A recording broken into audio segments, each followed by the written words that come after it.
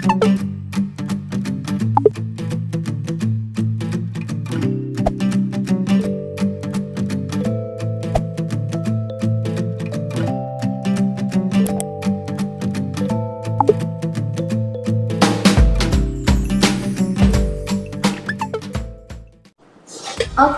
langsung aja nih kita mulai ya. Sebelumnya aku akan memperkenalkan diri dulu nih. Nama saya Dara Fazia, buat teman-teman salam kenal ya. Dan sekarang kita bakal ngobrol-ngobrol sama dokter cantik kita, yaitu Dokter Hemastia. Dokter Hemastia ini adalah salah satu dokter spesialis THT. Di sini, dokter apa kabar dokter? Alhamdulillah baik. Halo semuanya, Mbak Dara bagaimana kabarnya? Alhamdulillah baik. Mudah-mudahan yang nonton juga pada baik semua kabarnya ya dok ya. Yap, tuh. Oke, nih sekarang kita bakal ngebahas mengenai rinitis alergi. Kita mau sharing-sharing dulu nih dok, kira-kira apa sih rinitis alergi itu dok? Mungkin teman-teman di sini yang lagi nonton pun juga belum tentu mereka tahu rinitis alergi itu apa. Jadi mungkin ada penjelasan dari dokter buat mengenai rinitis alergi itu apa sih?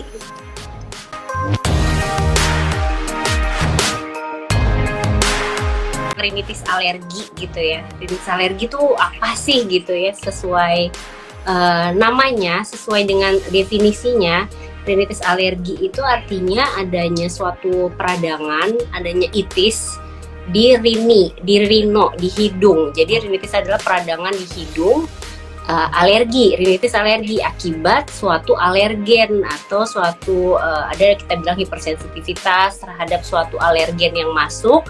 Jadi kalau ada sesuatu alergi tersebut memicu masuk ke hidung kita, akan terjadi si rinitis alergi tersebut. Jadi rinitis alergi artinya adalah peradangan di hidung yang diakibatkan oleh suatu alergi atau alergen yang masuk ke dalam rongga hidung kita. Seperti itu Mbak Dara.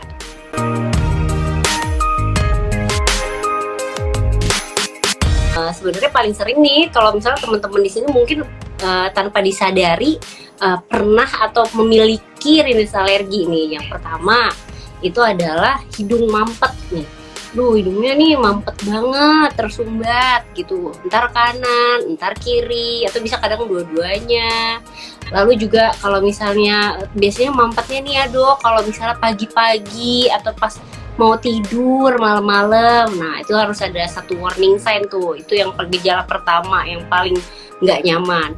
Yang kedua adalah bersin-bersin gitu. Aduh nih aku bangkis nih dok, bersin-bersin biasanya tiap pagi atau malam, atau kalau ada debu pasti biasanya bersin.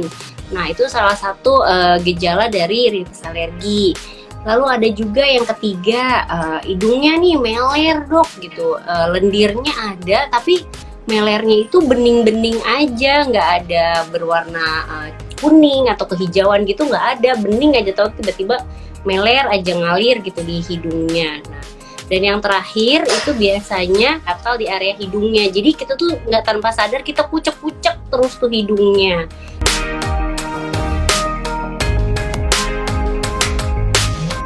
Oke, jadi memang susahnya kalau di era pandemi ini dibilang gimana sih, banyak banget ya tanya gimana sih dok cara bedain rinitis alergi sama COVID, nggak bisa dibedain gitu. Intinya cara ngebedainnya hanya dengan swab PCR itu aja.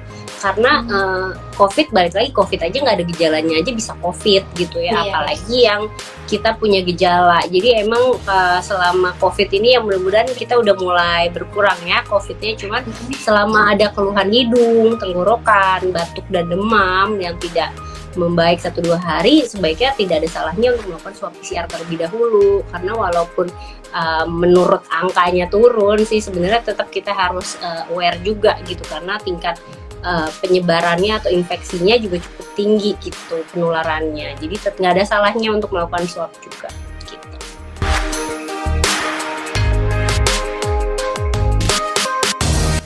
Oke. Cara mengatasinya balik lagi sesuai dengan namanya, rinitis alergi itu adalah suatu peradangan di hidung yang disebabkan oleh suatu alergen masuk ke dalam hidung kita gitu kan intinya. Nah, alergennya ini tuh apa? Ya berarti kita harus mencegah supaya alergennya nggak masuk ke hidung kita. Itu yang paling utama. Jadi kalau untuk rinitis alergi itu pencegahan atau avoidance, menghindari alerginya itu adalah yang paling utama. Nah, biasanya apa sih yang paling menyebabkan alergi di hidung kita, terutama di Indonesia ya? Jadi yang pertama itu adalah debu. Debu itu bisa macam-macam, bisa tungau debu rumah. Biasanya tuh adanya kalau nggak di kasur, terus habis itu di spray yang berbulu-bulu. Pokoknya intinya di sawang-sawang juga bisa, debu atas atap kamar kayak gitu, ataupun AC-nya nggak pernah dibersihin gitu, ataupun punya humidifier tapi nggak pernah dibersihin juga filternya, purifiernya, sorry. Nah, terus habis itu paling sering debu. Lalu yang kedua polusi. Polusi itu misalnya dari asap, bisa asap macam-macam nih, bisa asap rokok, bisa asap kendaraan, ataupun asap-asap pabrikan. Misalnya di daerah mungkin di Jakarta, Tangerang yang merupakan kota industri itu juga apalagi Jakarta sendiri ya, kemarin ini masih menjadi sorotan dengan angka polusi yang cukup tinggi. Pasti angka rinitis alerginya dan juga penyakit saluran nafas itu juga akan menjadi meningkat seperti itu. Lalu selain pencegahan atau penghindaran avoidance tadi dari alergennya, yang kedua adalah mencegah supaya tidak terjadi gejala, yaitu melakukan pembersihan hidung namanya, yaitu mencuci hidung. Mungkin teman-teman di sini udah pernah melakukan atau belum pernah juga, nanti bisa cari tahu yang dinamakan dengan cuci hidung. Cuci hidung sendiri artinya adalah ya mencuci hidung gitu ya. Mencuci hidungnya pakai apa sih gitu ya? Mencuci hidungnya menggunakan cairan fisiologis. Kalau yang kita paling murah adalah dengan larutan NaCl gitu, atau yang cairan infus NaCl seperti itu.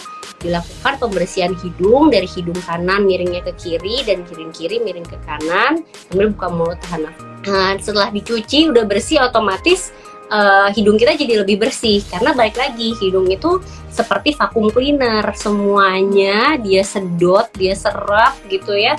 Nah, dengan kalau hidung itu punya punya kemampuannya nih, ada batasnya. Nah, kalau terlalu penuh debunya pastinya jadi nggak bagus kan filternya, jadinya muncullah gejala-gejala di area hidung. Jadi sebaiknya lakukanlah cuci hidung kalau memang udah ada rinitis alergi, terus daerah rumahnya kotor, ataupun kantornya atau sekitaran rumahnya juga kotor. Nah, itu sebaiknya dirutinkan cuci hidung. Nah, tapi kalau sudah cuci hidung dok, udah ngindarin semuanya, tapi kok masih tetap hidung saya mampet, meler, bersin, dan gatal banget nih dok, ini gimana ya dok gitu ya.